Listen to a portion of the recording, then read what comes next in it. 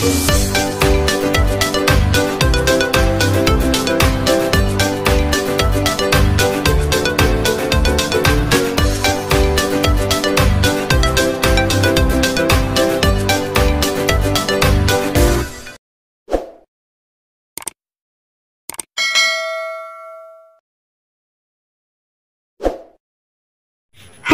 assalamualaikum adik-adik kelas 4.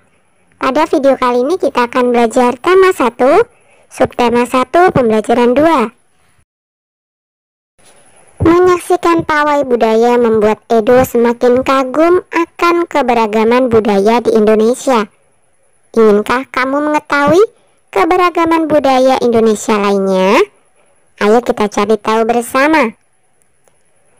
Pada saat menyaksikan pawai budaya, Udin sangat kagum dengan keindahan keberagaman budaya. Nah, temukan sebanyak-banyaknya bangun datar yang ada pada gambar di atas. Ada persegi, persegi panjang, segitiga, cejar genjang, trapesium, layang-layang, belah ketupat, dan lingkaran. Apakah segi banyak itu? Bentuk berikut adalah segi banyak. Nah, bentuk berikut adalah bukan segi banyak. Berdasarkan bentuk di atas, diskusikan dengan kelompokmu. 1. Apakah segi banyak adalah kurva tertutup? Jelaskan. Iya, karena segi banyak merupakan kurva tertutup yang seluruh sisinya dibatasi oleh garis. 2. Apakah sisi segi banyak adalah garis lurus? Iya, karena ruas garis merupakan potongan-potongan sebuah garis yang lurus, bukan patah atau lengkung yang memiliki dua titik ujung. 3. Apa itu segi banyak? Segi banyak adalah bangun tertutup yang seluruh sisinya dibatasi oleh garis yang memiliki banyak segi dan sudut yang paling sedikit mempunyai 3 sisi. Jadi segi banyak adalah kurva tertutup yang dibatasi oleh garis. Berdasarkan bangun datar yang kamu temukan pada gambar pawai budaya, kelompokkan mana yang termasuk segi banyak dan bukan segi banyak. Jelaskan alasanmu. Yang termasuk segi banyak ada persegi, persegi panjang, segitiga, jajar genjang, trapesium, layang-layang, dan belah ketupat. Dan yang termasuk bukan segi banyak ada lingkaran, oval, setengah lingkaran, dan lain-lain. Segi banyak adalah kurva tertutup yang seluruh isinya dibatasi oleh garis. Sedangkan yang dimaksud bukan segi banyak adalah bangun tertutup yang terdiri atas garis saja dan juga kurva lengkung. Nah, diskusikan hasil jawabanmu dengan temanmu. Apakah hasil pengelompokanmu sama dengan temanmu? Jelaskan. Perbedaannya adalah tata bahasanya berbeda, cara penulisannya berbeda. Persamaannya adalah sama-sama mengamati tentang satu hal. Nah, sekarang coba amati lingkungan di sekitarmu. Bentuk segi banyak apa saja yang kamu temukan? Bentuk bukan segi banyak apa saja yang kamu temukan? Tulis hasil pengamatanmu di bawah ini. Masing-masing minimal 3. Contoh segi banyak, persegi, persegi panjang, dan segitiga. Contoh bukan segi banyak, lingkaran, oval, dan bulat. Tulislah contoh penggunaan segi banyak yang ada di sekitarmu. Contoh penggunaan segi banyak adalah pintu, jendela, buku, lemari, dan juga atap rumah. Apa manfaat segi banyak dalam kehidupan sehari-hari? Manfaat segi banyak dalam kehidupan sehari-hari adalah sebagai alat bantu makhluk hidup terutama manusia. Apa yang akan terjadi jika segi banyak tidak ada dalam kehidupan sehari-hari? Jika segi banyak tidak ada dalam kehidupan sehari-hari, maka makhluk hidup terutama manusia akan mengalami kesulitan. Nah, diskusikan hasilmu dengan teman dan gurumu. Tahukah kamu bahwa sarang lebah juga terdiri atas segi banyak? Sungguh menakjubkan bahwa Tuhan menciptakan sarang lebah yang tersusun dari sekumpulan bentuk segi 6. Ahli matematika meneliti bahwa bentuk segi 6 adalah bentuk geometris yang paling sesuai untuk memanfaatkan setiap bagian secara maksimum. Seandainya sarang lebah dibangun dengan bentuk lain, akan banyak bagian yang tidak terpakai. Madu yang dapat disimpan akan lebih sedikit, dan lebih sedikit pula lebah yang mendapat manfaatnya. Setelah kamu belajar tentang segi banyak, kini saatnya kamu mengisi diagram berikut. Nah, berikut adalah bukan gambar segi banyak. Kemudian yang di sebelah sini adalah contoh gambar segi banyak. Kemudian definisi segi banyak. Segi banyak adalah kurva tertutup yang dibatasi oleh garis. Ciri-cirinya: 1. Sisinya berbentuk garis lurus. 2. Bentuknya tertutup. 3. Paling sedikit memiliki 3 sisi. Keberagaman budaya Indonesia sangat indah.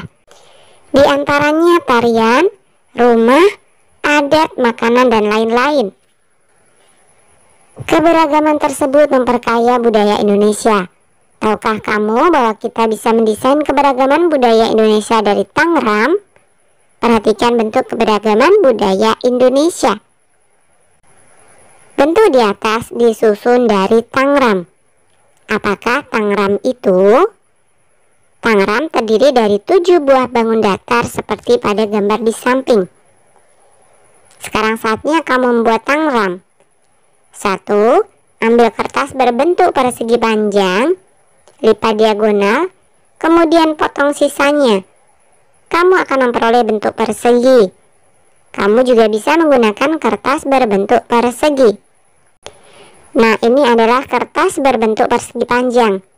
Kemudian dilipat, dibuka kembali, dilipat, buka kembali, dipotong dan menghasilkan kertas berbentuk persegi.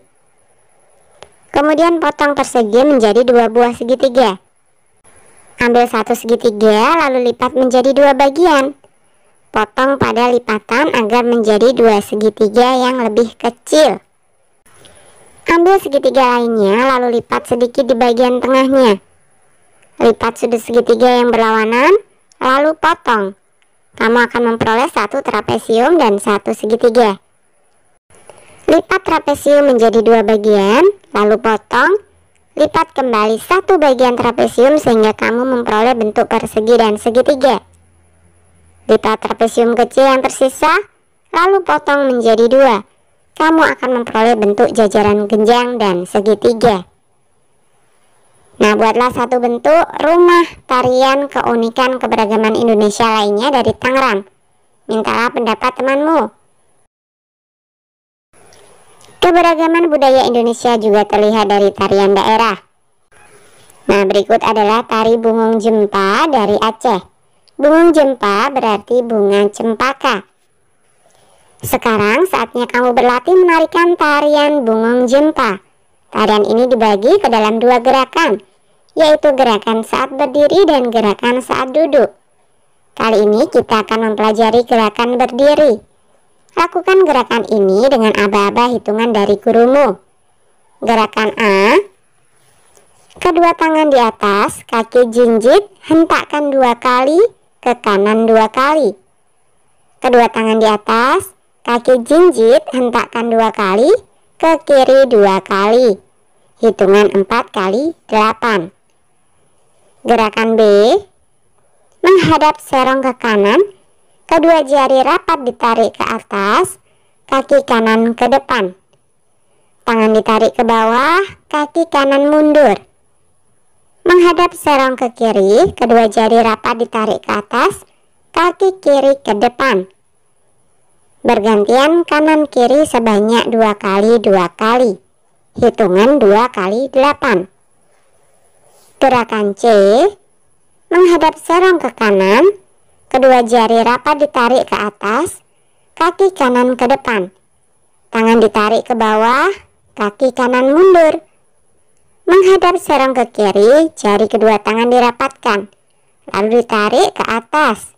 Kaki kiri melangkah ke depan. Bergantian kanan kiri masing-masing sebanyak 2 kali. Hitungan 2 kali 8.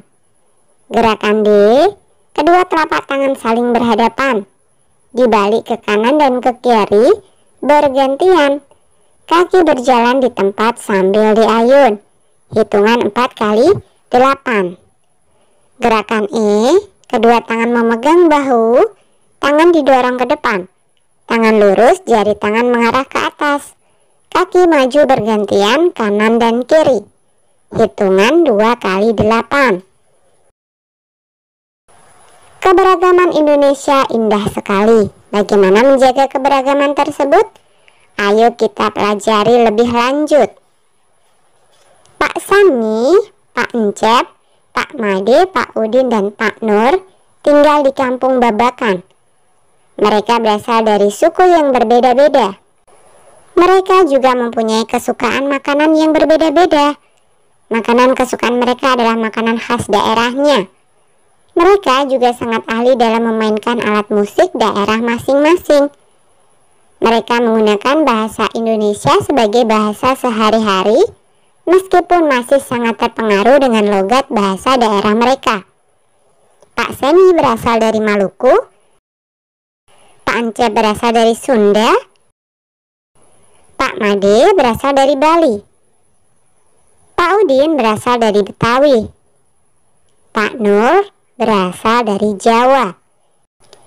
Nah, coba identifikasi keberagaman berikut. Pak Semi berasal dari Maluku, Pak Encep berasal dari Jawa Barat, Pak Made berasal dari Bali, Pak Udin berasal dari DKI Jakarta, dan Pak Nur berasal dari Jawa Tengah. Bahasa dari Pak Semi adalah Maluku, Pak Encep Sunda, bahasa Pak Made Bali, Pak Udin Betawi, dan bahasa dari Pak Nur adalah Jawa. Makanan khas Pak Semi adalah gohu ikan. Makanan Pak Encep oncom. Makanan khas dari Pak Made adalah ayam betutu. Makanan Pak Udin adalah kerak telur. Dan makanan Pak Nur adalah getuk. Alat musik Pak Semi adalah tifa, Pak Encep angklung, Pak Made cengceng. Alat musik Pak Udin adalah tehian, dan Pak Nur adalah gamelan. Kemudian pakaian daerah dari Pak Semi adalah baju cele. Pak Encep pakaian daerahnya adalah Sukapura. Kemudian Pak Made payas agung. Pakaian daerah Pak Udin adalah abang none, dan Pak Nur adalah kebaya. Tarian dari Pak Semi adalah lenso dan cakalele. Kemudian tarian dari Pak Encep adalah tari jaipong. Tarian dari Pak Made adalah legong, kecak. Sedangkan tarian dari Pak Udin adalah ronggeng, dan Pak Nur adalah bambangan cakil. Kemudian kebiasaan dari Pak Semi adalah kalwedo. Kebiasaan dari Pak Encep adalah serentaon. Sedangkan Pak Made kebiasaannya adalah ngaben. Pak Udin kebiasaannya adalah palang pintu, dan Pak Nur kebiasaannya adalah mitoni. Mereka adalah contoh keberagaman masyarakat Indonesia. Meskipun mereka dari suku yang berbeda-beda, mereka hidup berdampingan dengan baik.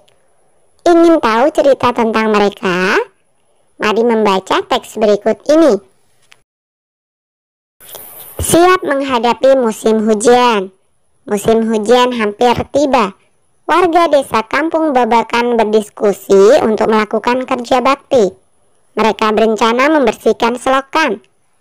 Mereka sepakat ketika selokan bersih, warga tidak akan kebanjiran. Pagi itu semua warga terlihat sangat bersemangat membersihkan selokan. Pak Semi dan Pak Udin sibuk mengambil sampah yang ada di dalam selokan. Pak Made dan Pak Udin memastikan saluran selokan lancar. Pak Nur mengambil sampah-sampah dan meletakkannya di gerobak sampah.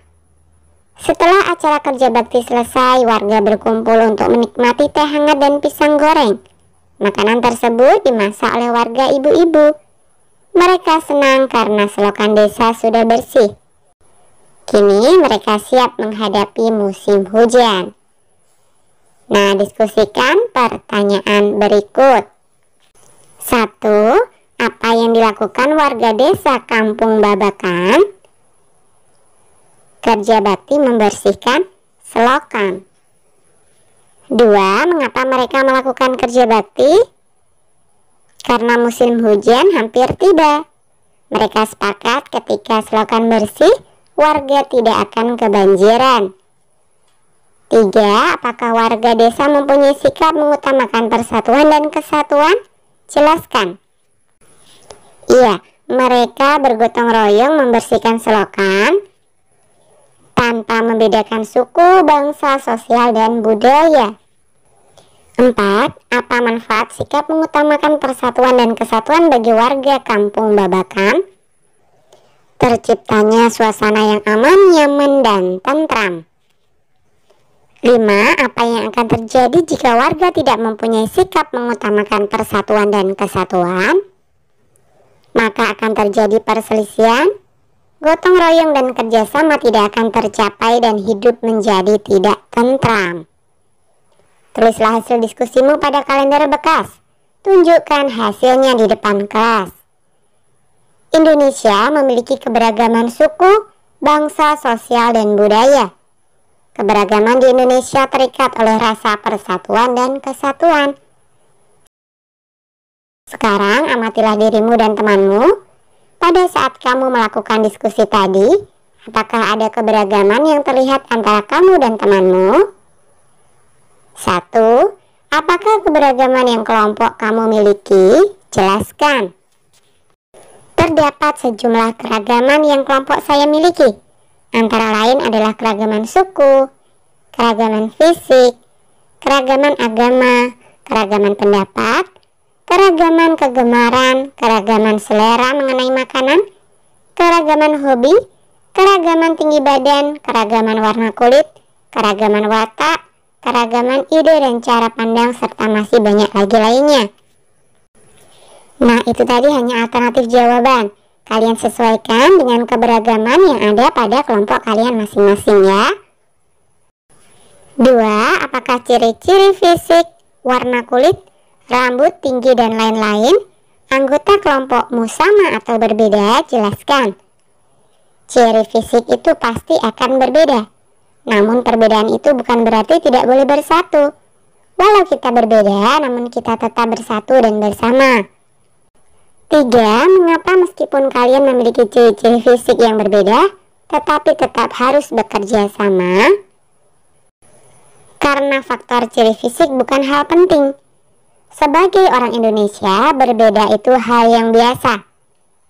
Jadi sesuai dengan semboyan kita, berbeda-beda tetapi tetap satu jua. 4. Apakah kalian memiliki pendapat yang sama? Jelaskan. Tentu kita tidak mempunyai pendapat yang sama, karena pikiran setiap orang itu berbeda-beda, dan setiap orang mempunyai hak mengeluarkan pendapat. Lantas bagaimana sikap kita terhadap perbedaan pendapat? Sikap kita adalah saling menghargai pendapat tersebut, agar tercipta kehidupan masyarakat yang damai dan harmonis. 5. Samakah cara kalian menyampaikan pendapat? Jelaskan. Tidak, karena setiap orang memiliki pemikiran yang berbeda-beda.